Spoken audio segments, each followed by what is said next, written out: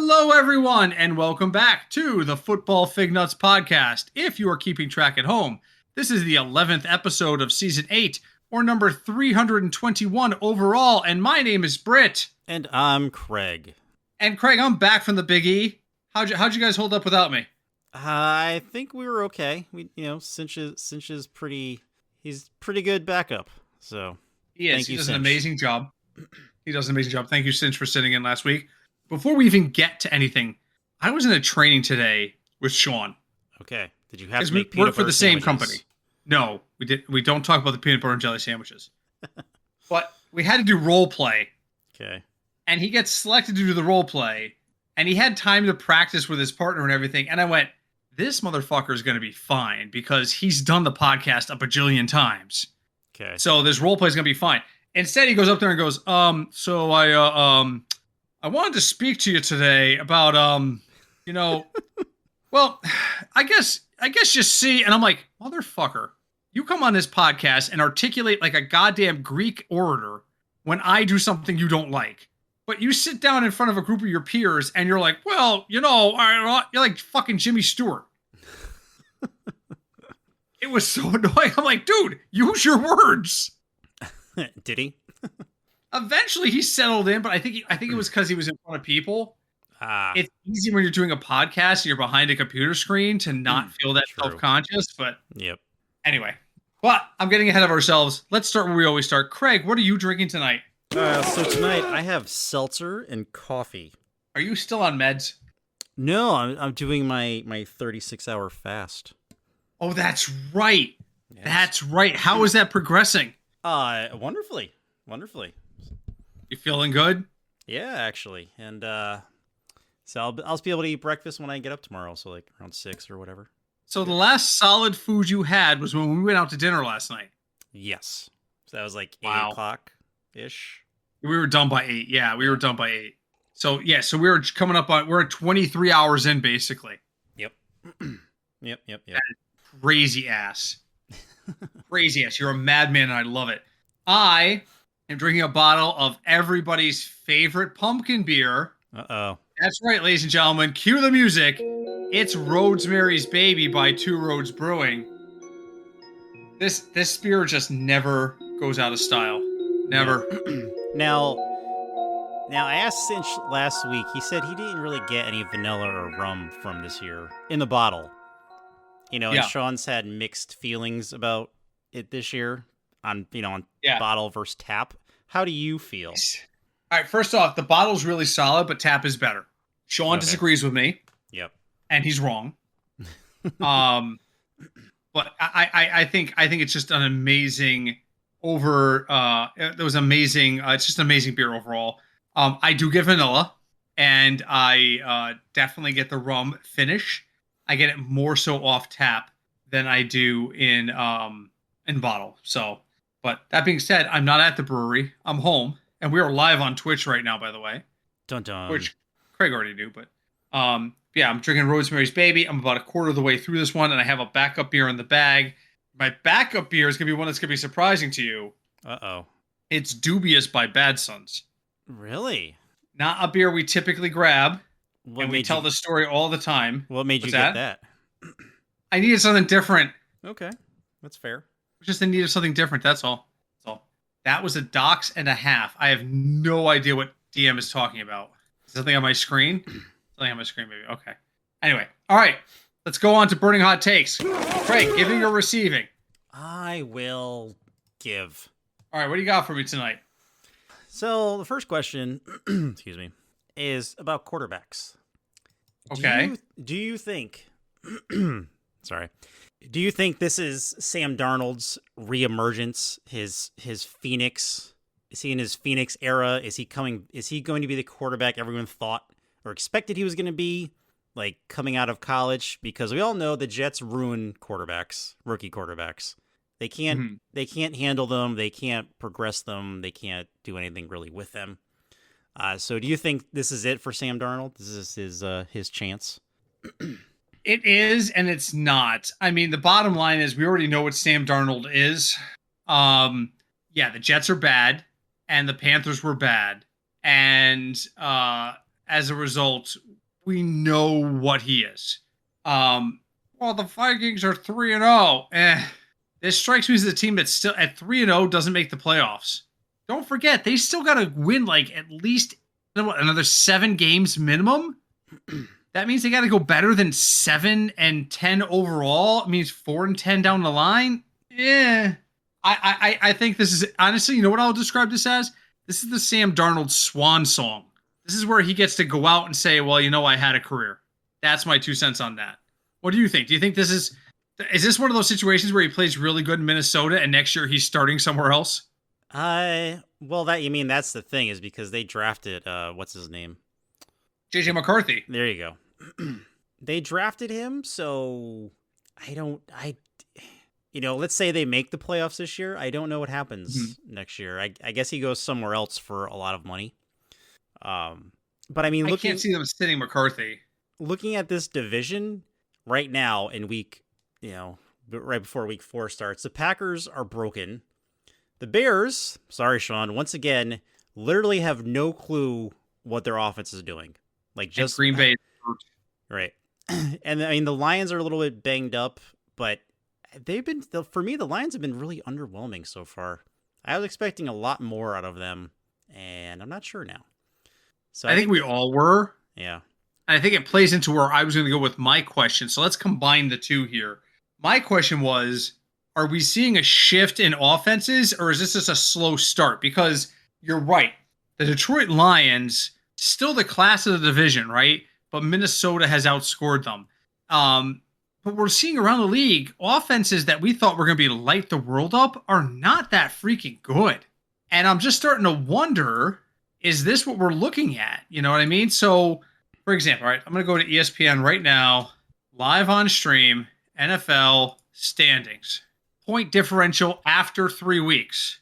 Buffalo is the best in the AFC with a plus 64. Okay, that makes sense. And the NFC, it's the Saints at plus 59. And then the Vikings at plus 55. I'm looking around the league, and the San Francisco 49ers are 1-2 with a plus 4 point differential. Look back at the previous years, though, I'm being told in chat. All right, so 2023, let's go back to that. Now, again, point differential, you got to remember, I'm looking at a complete season versus 4 games. Bills plus 140, Ravens plus 203. They led the league in point differential last year. San Francisco plus 193. But I mean, I'm looking at it. So let's say over 100 points over the course of the season. There's only 1, 2, 3, 4, 5 teams in the entire league last year with a plus 100 or better differential. And one of them was the Cowboys, and one of them is the Ravens. And this year, the Ravens are, where are you? -7. And the Cowboys are -12. Last year, the Lions weren't exactly blowing people out. No, but they were consistently winning. The Lions were pretty consistent last year. Is what I'm starting to wonder, are we seeing a fundamental shift in 2 things? Number 1, offensive mentality. And number 2, competitive alignment. Have we reached a level of parity? And it kind of plays into what you're saying. So, Craig, are we off to a slow start, or is this parity evolving? That's a good question. I think we're somewhere in the middle, only because I'm starting to agree with Cinch and his crying out for help that preseason should just be regular games, because he's right. None of these starters play. They play for like maybe a series and then they sit out. So the first 2-3 weeks of the season, it's still none of these guys have actually played a game together. So I think that has a lot to do with it. Plus, these last 3 weeks have just been like injury riddled on both sides of the ball. Then you have the outliers like the Saints, where they got a completely new coaching staff and it worked. Doesn't always work. Usually it doesn't work, but it's really worked for the Saints. And the 49ers, again, their whole offense has always revolved around Christian McCaffrey since he got there. He's not there. He's going to see a specialist in Germany, and there's like an outside chance he may never actually play football again. So I think the 49ers are in a lot of trouble. And I Here's the I highly thing. regret drafting Brandon Ayuk at this point. Oh, Ayuk's been a nightmare. Ayuk's been a nightmare. And I used to have, and I hesitated to say this at the beginning of the season. I avoid players on the offensive side of the ball who signed long-term deals or signed big Yep. deals. Yep. I And thought both about that when Ayuk I and picked up his Lamb name did that. too. Ayuk did it, and Lamb did it. And Dak. And, well, yeah, Dak got an extension we weren't expecting. Season leaders, offensive. Let's see here. In receiving, I'm looking at the top 10 in yardage. And you know whose names I'm not seeing? I'm not seeing CeeDee Lamb, and I'm not seeing Brandon Ayuk. CeeDee Lamb right now is actually 11th in the league in yards. 11th. Huh. He's had 24 targets, and he's only caught 13 passes. Devontae Adams, 27 targets. Jameson Williams, 23. Amon-Ra St. Brown only has 200 yards across 3 games. Yeah. I feel like we're seeing a fundamental shift in offenses, and we'll have a better idea by, like, say, week 6 or so.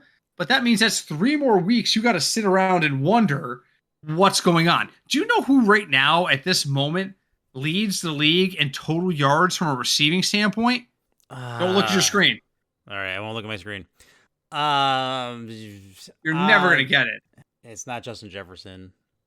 I'm going to guess... He's 4th. Okay, all right. It's definitely not Jamar Chase.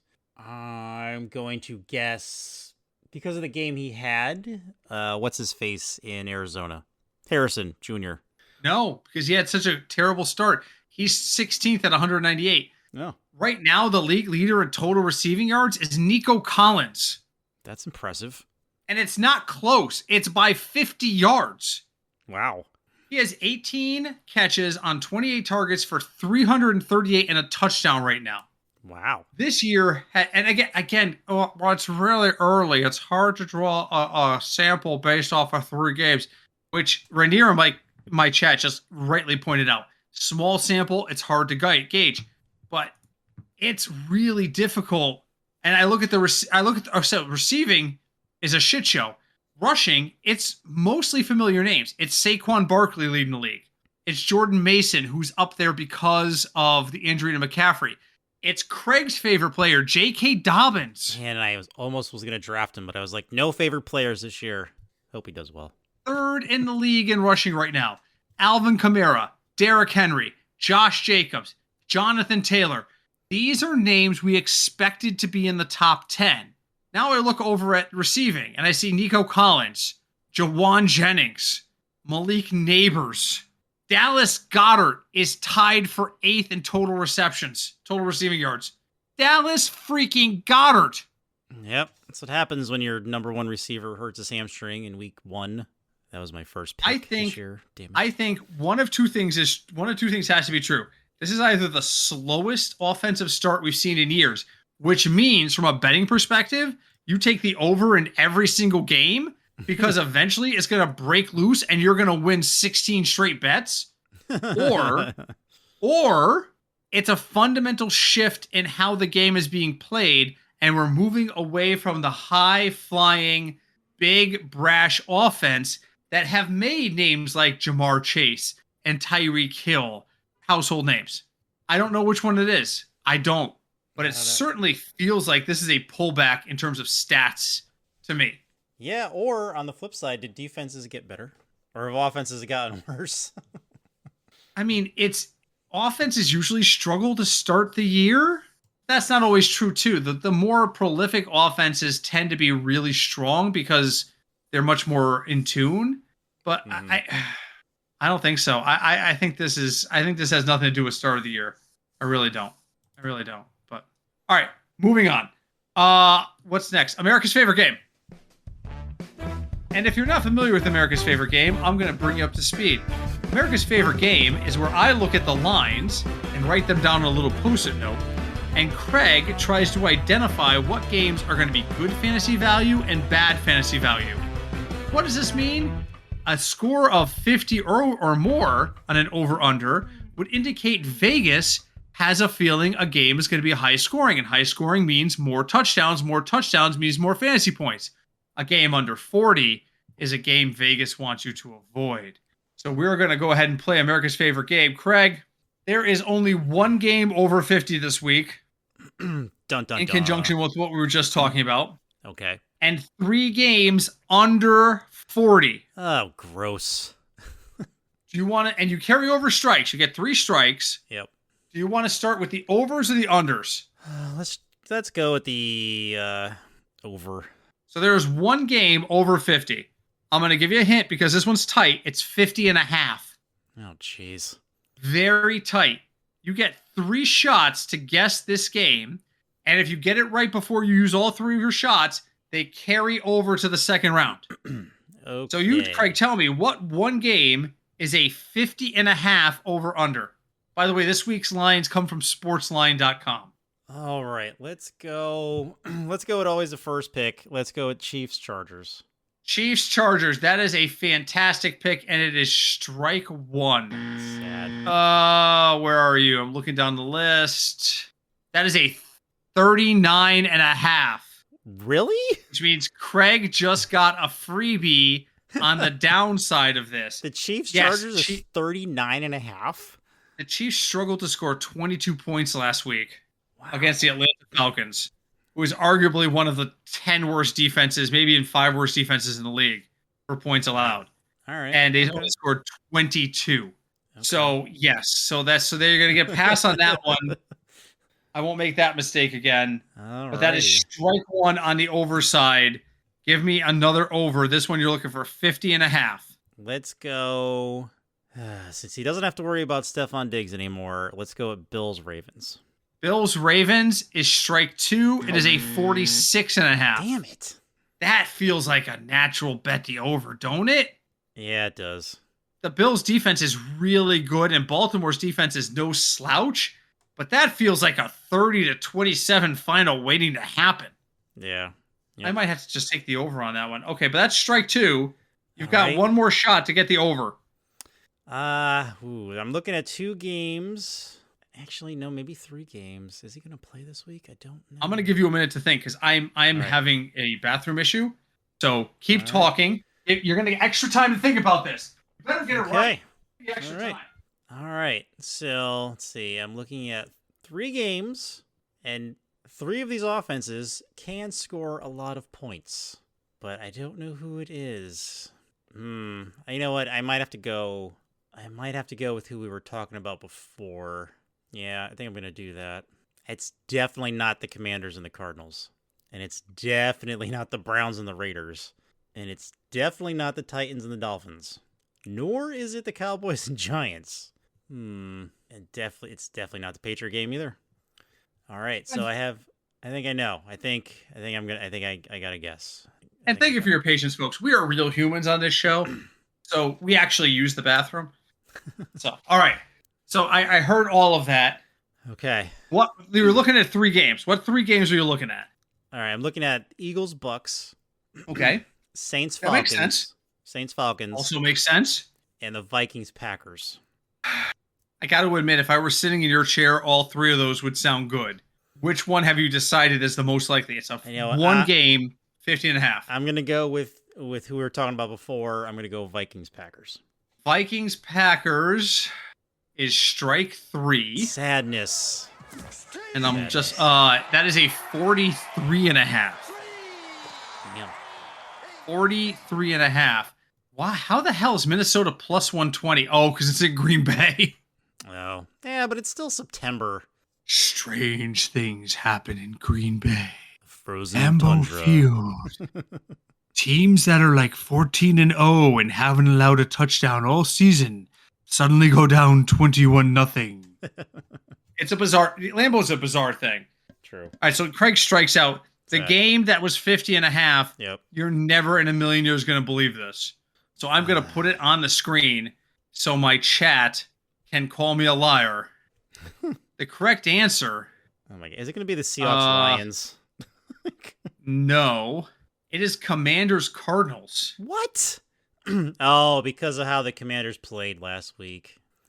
Yeah, but the Cardinals really didn't do that well last week, so I wasn't going to think that. There it is. 50 and a half is the over-under in that game. The Cardinals played all right last week. Yeah, but they're not as well as the first 2 weeks. I think people think they're coming around. Yeah, although the They're Commanders' also rushing 1 and defense 2. isn't that good. Here's the thing: their differential is plus 18. Mm-hmm. So again, early in the season, they lost to the Bills, then they beat the Rams, then they only lost to the Bills by 6. Then they beat the Rams by 31. Then they lost the Lions by 7.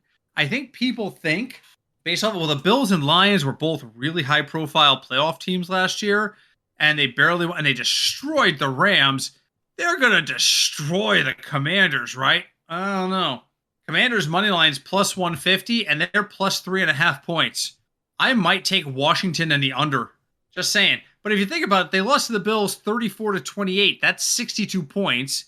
They lost to the Rams. They beat the Rams 41-10. That's 51 points. And the Lion game was only 33 total points. So I think the idea is that that's going to be higher scoring because, the Lions defense is way better than the Commanders. I don't know that that's true. I'm just saying. Yeah, the Commanders defense, well, their run defense is not very good. Right. So sad. You failed to get the one game on the plus side. No, but I found one under game. That's right. So Chiefs Chargers is a given. I still think that's a mistake. I'm looking at the Chiefs. I'm pulling up right now. Chiefs 27-20 over the Ravens. That's 47 points. They beat the Bengals by 1. That was 51 points. And they beat the Falcons 22-17. That's 39. So you're telling me they're going to be worse against the Chargers than they were against the Ravens, Bengals, and Falcons? Yeah, well, it is a division game. So, and can we just take 10-second time out here? Yep. Are you at all worried about Travis Kelce? Because I freaking am not. I try not to pay attention to him, but yeah, I saw the rumors about his lifestyle now with his girlfriend has caused him to be out of shape and not pay attention to football. So I think it's bullshit. I mean, though, he's not doing super right now, though. But a lot of people in the league aren't. If he's still doing this in in 4 weeks in the middle of October, then yeah, you should get another tight end. He's caught 8 of 12 targets for 69 yards. Well, that is not vintage Travis. He's catching 75% of the passes thrown his way. Yeah. I mean, since before we pick the unders really quick, since you still have ESPN open, who's the number 1 tight end in receiving in the league right now? It's Dallas Goedert. All right, who's after Dallas Goedert? Because minus his gigantic game last week. Hold on a second. I will look it up. We'll do it live. NFL. I'm on ESPN right now. NFL standings, receiving leaders. Brock Bowers. Really? Has 3 catches. 18 catches for 197 yards. Wow. All right. None of the tight ends are wowing right now. None of them. After that, it's Mike Gesicki. Good for him. But I mean, we're talking Deebo Samuel level. He's 33rd in receiving. He's tied with Deontay Johnson and Rome Odunze. So it's not like we're having this breakout year, for tight ends. I'm looking at the receiving numbers for the Kansas City Chiefs. Travis Kelce is 3rd in receiving. Rasheed Rice appears to be the next big target for Patrick Mahomes. He loves him. 24 targets already this year. Xavier Worthy has 6 receptions for 81 yards. But then Travis is 3rd at 8 catches for 69. And nobody else has that many catches. Travis has the 2nd most catches on the team. I don't see the panic about Travis Kelce. I just don't see it. Not yet, anyway. No, I'm. If this team keeps winning, there is no need for me to worry about Travis. It's not like he's caught 8 out of 12 targets.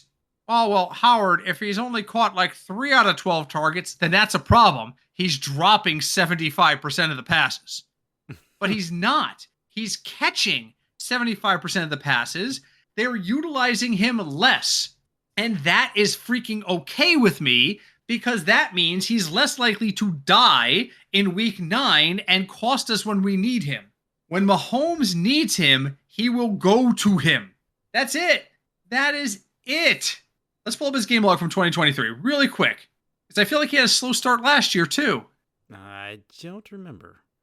26 yards in week 1, 69 yards in week 2, 60 yards in week 3. Okay, he had 158 yards, or 168 yards by week 3. Am I doing that right? No, 158 yards. 155. 155 yards and 2 touchdowns at the end of week 3 last year. Okay, fair enough. The Chiefs are still 3-0. Guys, chill out. Chill out. It may not be great for fantasy, but it's fine in terms of the regular league. Okay, so just a question in chat. If you can explain what the role of the tight end is, because I'm a football noob. Really quickly, in football, you have eligible receivers and ineligible receivers. So when they pass the ball, not anybody can catch it. So tight ends are allowed to play on the line of scrimmage, so they can block for the team, but they're also eligible to catch. So they're a unique position in that sometimes they're targeted as someone to advance the ball, and sometimes they're assigned to protect the ball carrier or the quarterback. So tight ends typically don't catch as much as a wide receiver. Wide receivers are always eligible. Always eligible. They come into a game, the expectation is the ball could go to them. Not always with tight ends. So, okay. So there we answer that question. All right, we're still in the middle of America's favorite game. I am distracting the crap out of us tonight, and I apologize. All right, so Craig, you have all 3 of your strikes. Yep. There's 2 games we're looking at that are under 40 points over/under, and these are games we're going to avoid. Yep. Can you tell me one of those 2 games? All right, let's go Browns-Raiders. Browns-Raiders is a 30. Oh, wait, that's correct. 37. Oh, I missed it. Okay, so there's 3 of them. I missed one. Sorry, that's my fault. Yes, Browns-Raiders are 37, so that's correct, but there's still 2 more on the board. No, didn't I get one before? Yeah, but I missed this one before. So there was actually 4. And you got the Chiefs by accident. Now you got this one. Now there's 2 left. Gotcha. So that's my fault. So you still have... All right. You're absolutely correct. Browns-Raiders, which is not a shock to anybody. You should not be using anybody on either of these squads for fantasy purposes. Okay. Let's go... since everyone on this team is hurt and the other team's quarterback likes to just launch the ball when he falls over, let's go Titans-Dolphins. That is correct. That's a 36.5. The Dolphins, oh my God, the Dolphins are all dead. They are. Most are still hurt, although there's rumors he may play this week, which is good because there's rumors that A-Chain won't. I think it's going to be all fine. But with Tua out of the play, out of the mix, Skyler's gone. He was so bad and hurt. But I mean, bad too. Yep. Here's the thing with Tua out of the backfield, there's no threat of throwing the ball downfield. So the end result is everybody can just stack up on A-Chain. Because what's the worst thing that's going to happen? Oh, you focus on the run and they threw out a 5-yard out. Well, guess what? Everybody's right there anyway because we're focusing on the run. Right. Exactly. So, all right. You have 3 strikes and 1 more left. Oh, man. Let's go. Because they played so terribly last week, and this other team historically has played terribly. Yeah. Let's go Cowboys-Giants. Cowboys-Giants is strike 1. That game is actually a 45.5. Oh. And it's at home, and the Giants are plus 203 money line. Yep. And plus 5.5. Would you take the Giants at plus 5.5? I don't think I would bet. A very angry Cowboy team. I don't think I would bet on the Giants ever. Here's what I'll bet on the Giants. The Cowboys go out there and score 14 points unanswered, and that's now all of a sudden a plus 20 line. I'll put $5 on the Giants at plus 20. That's what I'll do. That works. But yeah, no. And Craig will remember last year. What was it against the Giants that we were sitting at Sean's house and the Giants were down like 28-3, and I found this bizarre parlay that was like plus 35,000 for Daniel Jones to have 3 rushing touchdowns or 2 rushing touchdowns and 300 yards. And I was like, you know what? Fuck it. I'll chuck $2 at it. It would pay like $150, and it hit. Yep. Because Daniel Jones had that amazing second half, and I just remember the 2 of us sitting in a disbelief, like, did that actually win? Did you actually bet that? And I'm like, yeah, I threw $2 at it because I'm crazy and I've had a couple of drinks, and it won. I can't believe it. So, all right, so there's 1 more. What do you got for me? Oh man, 2 strikes remaining. Wow. Let's go, because this team is broken and this other team doesn't have a quarterback really yet. Let's go Patriots 49ers. Patriots 49ers is strike 2 for you on this side. Madness. 40 and a half. Oh, so close. So close. So close. All right. You couldn't get Commanders Arizona, but you got 3 of the 4 on the other side. You got 1 strike left. Craig, I believe in you. Give me the one more game we have to avoid this year, or this week. This week, please. Come on, you got this. Let's go. Oh, man. You haven't won one of these yet this year. I have not. Well, I've only done 2, but yes, no. That's true. Let's go Jaguars Texans.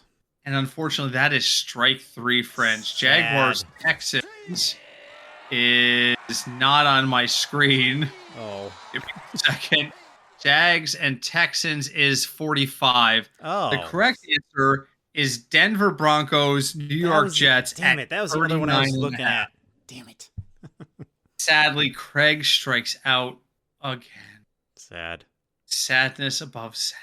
But you know what? Hey, let's make up for it. Let's move on to our DFS picks and try to make some people some money, huh? How about that? That works. Will that cheer you up there, champ? Make you feel better? That'll help. All right, let's do it. All right, so I'm looking at my rankings. I did not do a specialized spreadsheet this week just because I didn't have time. Sorry, everybody can sue me. I'm seeing a fair amount of value at quarterback this week. My projections love Justin Field because he's only 5,500 on DraftKings. I'm not buying into the Justin Field mystique yet. Number 1, he's Justin Fields. Number 2, it's the Pittsburgh Steelers. But you know who I do like this week? I really like Kyler Murray at 6,800. Washington is abysmal. That's the one game that's over 50. I can see him getting to 24 points easy and getting close to the value line. So I'm going to be riding this week with Kyler Murray. Who do you like in DFS cash this week? This week, if I want to pay up, I think I'm going to go with Stroud versus Jacksonville. Their defense... Ooh, not a bad call. Their defense is not good, but, he is 7,000, so you'd be paying up. And, it's a divisional game. I know it's outside, but if you're looking for a cheaper quarterback, Sam Darnold is 5,700. Really? Yeah. I mean, what else can I say about Sam Darnold? He's 5,700 at the end. Yep. All right, running backs. I don't have a lot of guys at running back I like this week. I do like Jordan Mason against New England. I have him pegged for about 18 points. He's 6,700, but I also think he's going to be highly rostered because he's on the cheaper side. My projections put James Conner at 16 points. I'm avoiding Conner. I am not recommending him. I think that might be optimistic. I think that game is much more likely to end up in a scramble shootout than a running game. So I'm going to avoid him. So I'm Jordan Mason is probably one of my steadfast. Alvin Kamara, although he's questionable, I don't know what his status is. I'll be honest, I haven't looked. Yeah, he's still questionable. Cheaper side, Zach Moss. Nothing wrong with a Zach Moss play. He was good last week. And I don't mind some Chuba Hubbard action because he's only 5,700. But if I have the option, I'm going to ride with Jordan Mason at 6,700. Who do you like this week? Yeah, I definitely agree with you about Hubbard just for his pricing. I can't believe this is where we are. I know, right? After watching Zach Moss do pretty much whatever he wanted to Washington's defensive line, I do kind of like James Conner this week. Mm-hmm. I think he's potential to have a big game. One person I do like who is rather cheap right now is Braylon Allen of the Jets. Really? He's only stupid screen went away. I think he's only 5,700. I just have to open this screen again because it closed. Jerk screen. But what about Breece Hall? You think he's going to steal numbers from Breece Hall? No, because I feel like Allen is the faster change up kind of back. He also catches, so that just adds to it. So basically, you're looking for him to get to 11.2 points to get to value, and I see that as possible. I'm also showing as I look at online, his ownership range is sub 10%, which is really low Not that you worry too much about that in a cash game, but it always helps. Mm-hmm. Wow. Okay. I don't disagree with you there. I don't know that I can use him, but I mean Denver. The hell happened in Denver last week? I don't know. They all kind of just forgot what they were doing and then stopped. I mean, I'm looking online. They're currently the 18th ranked defense against RBs, so they're middle of the pack. But yeah, yeah. I mean, I don't know. All right, I like that pick. That might be a very nice contrarian pick right there. In terms of wide receivers, there's not a lot to like. Everybody who is cheap is not good, and everybody who's good is not cheap. I hate to say this because I don't. My projections favor Deontay Johnson, and I don't like it. A, because he plays for Carolina, and B, he's against Cincinnati. But Andy Dalton had a really good game last week. He did. At 5,600, do we think he can get to 17 points against the Bengals? Considering how their quote unquote shutdown corner was completely burned last week. Yeah. I think it could happen. Hopefully, Yeah. I mean, as a Bengal fan, hopefully not. But if it happens, I'm not going to be shocked. I mean, he's still better than Eli Apple. But yeah. True. My cheap option this week at wide receiver, I love Darnell Mooney because he's only 4,400. If he gets to 12 points, he's value, and I can see it because the Atlanta offensive line is made of paper. Let's just say it. We saw what happened the other night, right? Two of their linemen went down, and all of a sudden there was no time to pass. Well, that's what's going to happen. The quarterback's got to be protected. Absolutely. You're absolutely true. But now they have a week to prepare. And Kirk Cousins can get the ball out quickly when he needs to. I just don't know that he will. But I like Darnell Mooney because he is only 4,400. Other than that, I'm probably playing my studs at wide receiver and looking to save up elsewhere. How about you, wide receiver? Who do you like there? Wide receiver, if I'm going to spend up on someone, it's probably going to be who we mentioned before. It's Nico Collins. Yeah. He's 7,200, and again, Jacksonville's defense is not bad. Good. Not good. And Mixon's hurt. Mixon's still hurt. I don't think he's going to play because he hurt his ankle 2 weeks ago. Who is even the freaking backup there? Cam Akers. Oh, you've got to be kidding, right? I'm pretty sure it's Cam Akers because Pierce is hurt too. I was talking to Sean today, and he said to me, I might have to start Cam Akers this week. Yep. And I was like, Cam Akers? And you're right. Damian Pierce is the number 2. He's also hurt. Did not practice today, being Wednesday. Is Mixon already being ruled out? But he is also not practiced today. Oh my God. What's Cam Akers why isn't Cam Akers a value play then? Because it's Cam Akers. Because he sucks. Because he's either going to get 147 yards and 2 touchdowns, or he's going to get 27 yards with 2 fumbles for a loss. So I have to search my own rankings for Cam Akers' name. He's not even on this list. He did not even make the top. Wait, am I looking? Where am I looking?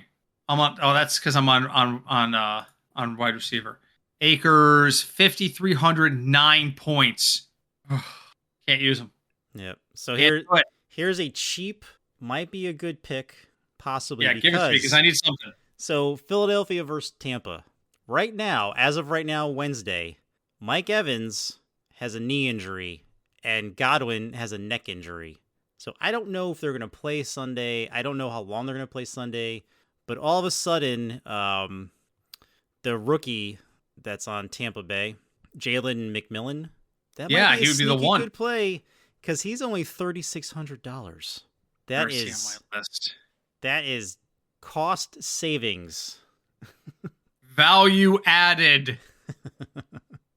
Right now I've got him pegged for 7 points, but I don't think I'm taking the injury into account. It's also against Philadelphia, and their defense is really stingy against the pass. Is it? Hold on, let me look that up really quick. No, they are the 29th ranked defense against wide receivers. Ooh, Jalen McMillan looks like... they don't both have to be out, guys. Just one of them has to be out for him to be a number 2. Yeah. And 3,600 is way cheaper than a number 2 ought to be. So, a lot. Craig might have just stumbled on something real nice. Real nice. Jalen McMillan might be a nice sneaky play. I like it. Tight end, I don't know what to tell you anymore. It's all bad. Last week I rolled with Greg Dulcich because everybody was like, Dulcich is on a roll. They're going to use Dulcich. Denver's using Dulcich. And then I look and Denver scores like 28 points and Dulcich never touched the ball. 0 catches. I don't think he was even targeted in the game. And so what do I look at my projections this week? Well, based on the fact that they're playing the Jets and 7 points, I'm like, no, I'm not doing it. I'm not doing it. What I'm going to do instead is I'm going to pay up for Mike Gesicki. I got him for 7 to 8 points at 3,500. That's good enough for me. If I'm going to pay up, it's Dallas Goedert at 5,100. But I think I'd rather go with Gesicki at 3,500. I just think there's more value there. Tight end is a shit show, Craig. Who do you got? Honestly, that's who I was also going to take this week. Then let's roll with it. Yeah, because let's roll with it. Or roll with Gesicki. Yeah, because everyone else, I don't. It's just, yeah. Ooh, I just got a trade question in my chat. Oh yeah. Simp asks, I'm looking to trade Rachaad White and Bucky Irving as a package. Who should I target? Because my other running backs are Etienne and Brees, and my wide receivers are Devontae, McLaurin, and Ayuk. My QB is Jaden Daniels. Okay, so let's break it down by position here. He's got Rachaad White and Bucky Irving. Why am I drawing a blank on who the hell Bucky Irving is? Why am I drawing a complete blank? Backup where? It's Rashid White's backup. Okay, thank you. I don't know why I'm just drawing. I know the name, and I'm just drawing a blank on it. I feel like he's good at running back with Brees and ATN, so that's why he can afford to make this move. I don't know that I would necessarily target an RB. His wide receivers are Devontae, McLaurin, and Ayuk. Devontae's playing himself out of town. I don't have a lot of faith in Devontae Adams right now, and his QB is Jaden Daniels. I kind of like Jaden for seasonal. If I'm him, I'm probably targeting a number 3 RB for his roster. Somebody who's going to back up ATN and Brees and an upgrade over one of his wideouts. Like Ayuk has just been so disappointing this year. I hate to say push him to the bench, but I think I would be looking for I regret it right now. I'd be looking for a downgrade at running back, somebody who is not as good as White, but that gave me a significant upgrade at wide receiver. But that's a pretty strong lineup, dude. Craig, what do you think? Let's see. Move White and Irving. Leaves you with Etienne and Brees, Devontae Adams, McLaurin, and Ayuk with Jaden Daniels at QB. Who's the backup QB? Is it decent? Are you gonna stream one? I'm asking in chat now. What are your thoughts while he ponders the stream? Kittle's his tight end. Kittle is brittle, but Purdy is the backup. Okay, so I'm not worried about the quarterback situation at all. No. So we're looking to move these two to get as a package to get pretty much a backup running back, and maybe an upgrade at wideout, and to get both or just one. You're trading 2. All right. I mean, you could do 2 for 1 and get some. If you do 2 for 1 and get a significant wide receiver upgrade, that's huge, isn't it? I would think so, because Devontae Adams looks like he does not want to play anymore. Right now, Ayuk just hasn't been there yet. And really, out of those 3, McLaurin, as of right now, McLaurin is the best, the number one. And plus, I always personally like the quarterback receiver combo. Good point. You always have that backup there. Yeah, I would target wideouts.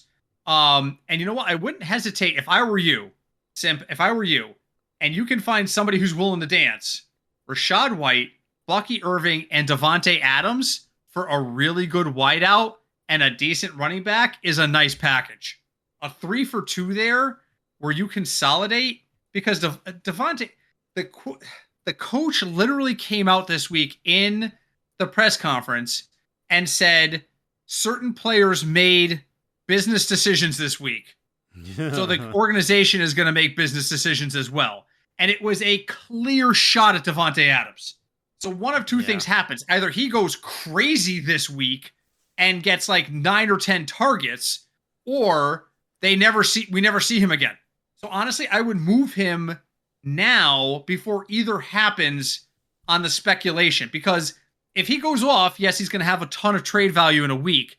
But if he has 1 catch for 17 yards on 2 targets this week, and the majority of the time he's on TV, he's got his helmet off, he's going to be worthless to you next week. Worthless in a trade. Anyway, thank you for that question. All right, let's finish up. We got to finish up with defensive draft one. I don't care. I don't care. Defenses, who do you like? Yeah, pick one. I mean, maybe the Bucks. They're under 3,000. Yeah, Eh. I'm looking at the list. The Jets are 3,700. That's a little pricey to me. How about Texans Jaguars? Texans are only 3,000 because they've been abysmal so far this year. Yeah, that's not. Yeah, I would want to stay at 3,000. Yeah, Or I don't want to under go. I don't. for a defense. Yeah, I mean 3,100 would probably be the highest I would go. I actually like the Texans defense in what's going to be a low scoring game. It's 45, so the predicted score is only 26. I think they can do well there. So, and believe it or not, Craig, that is out of time for us. It is time for us to progress to final thoughts. Week 4 of the NFL, Craig. What is your final thought for our listeners? Week 4, since it just came up as a question, if you're looking to trade, now don't go cutting people and then regret it. So I would try to trade, kind of the sell high kind of thing. Because I think right now we're in this period in the season where offenses are either going to start really clicking like everyone expected them to, or they're not going to. So if you are looking to trade, this might be an opportune week to start looking into it. Yeah, my final thought's going to go on. We have it has been a very rough start to the year. My betting hasn't been great. My DFS has been great. I lost every fantasy league, every season-long league I lost in this week. And by the way, I went in and predicted to win every game, and I remember saying to myself, "Oh man, we are screwed." Anyway, one person said to me this weekend, they wrote to me and they said to me on Discord, they wrote to me and said, I think I'm going to bench Mike Evans and start Alec Pierce. And I said, no, do not listen to that man. I dislike Mike Evans as much as everyone else, but Alec Pierce, oh no, it was Tank Dell. Oh, I'm going to bench Tank Dell and start Alec Pierce. And I said, no. Tank Dell has slightly more volume. It was like 13 versus 11. And his total yardage is better. And they were like, yeah, but Alec Pierce is catching these 60-yard touchdown bombs. No. You start your best players. If you're not starting your best player, it's got to be because of a favorable matchup. Don't chase last week's points. And going into week 4, I think it needs to be said because the season has been so weird. Nico Collins leads the league in receiving yards right now, kids, after 3 weeks. That does not mean you start him over, I'm drawing a blank on who I would. Does not mean you bench CeeDee Lamb to start Nico Collins. You start your best players. Do not chase points. And then the person writes to me and is like, well, chasing points is what got me my league last year, blah, blah, blah. And I said, if you were really that certain you were making the right call, you would not be asking me what you should do. Do not chase points. The fact that you're calling me and saying, hey, Britt, I need to know Tank Dell or Alec Pierce, you're looking for validation to start Alec Pierce, and it's not coming from me. And lo and behold, Tank Dell caught 5 for 50, and Alec Pierce caught like 1 for 23. And I said, how'd that extra 8 points work out for you? They said, well, I won my game by 6. Well, then you won your game because you listened to me. Because if you don't listen to me, you lose. So again, and it doesn't mean that I'm right. That's not where I'm going with this. It makes it sound like, this is Britt just trying to play your starters. Don't chase points. The league may be changing. That does not mean that one guy who caught 3 passes last week, and oh, by the way, he's caught 5 passes total the last 6 years, does not mean he is breaking out. You can break out, and you can break out with us by leaving us a review. Wherever you heard this, go on there and leave us a review. We're on Apple Podcasts as the Football Fignuts Podcast. We're also on most directories, and reviews really help. You can also reach out to us by email. We are FignutsDFS, that's FignutsDFS, all one word, at gmail.com. And we're also on Facebook. We are the Football Fignuts Podcast on Facebook. I feel like there is so much to go over. It feels like there's not enough time. That's true. There always is. That question was really good. I think that's a fantastic trade question. And I hope if you're still here with us, Simp, I would love to hear from you later if you made that trade work and how it worked out for you. But there's so much. Guys, don't panic. It's week 3. If your team is 0-3, it's not the end of the world. The year we made the finals in the Scott Fish Bowl, we started out 1-4. Oh yeah, We that's were true. 1-4. That's true. And we made an amazing run and went to the freaking finals of the Scott Fish Bowl. Be patient. Play your starters. All right. I think I'm talked out. Did I miss anything? I think that's it. No, we did miss one thing. Oh, what did we miss? We have to say hi to Deb. Hi, Deb. I'm yielding to you on that. There you go. Hi, Deb. All right, folks. We'll be back next week. Go enjoy the games. Thank you, as always, for joining us. Thank you to everyone who joined us on Twitch. DM, who is a regular on my Twitch, who is in Europe and is not a football person, just said, from what I gathered, the NFL season is a marathon, not a sprint. And you are absolutely correct, sir. It is 4 months of pain and glory. It is absolutely a marathon. So treat it like a marathon. All right, guys, we will talk to you guys next week. Thank you again for joining us. Until we speak next week, my name is Britt. I'm Craig. And we are the Football Fignuts Podcast. Good night, everybody.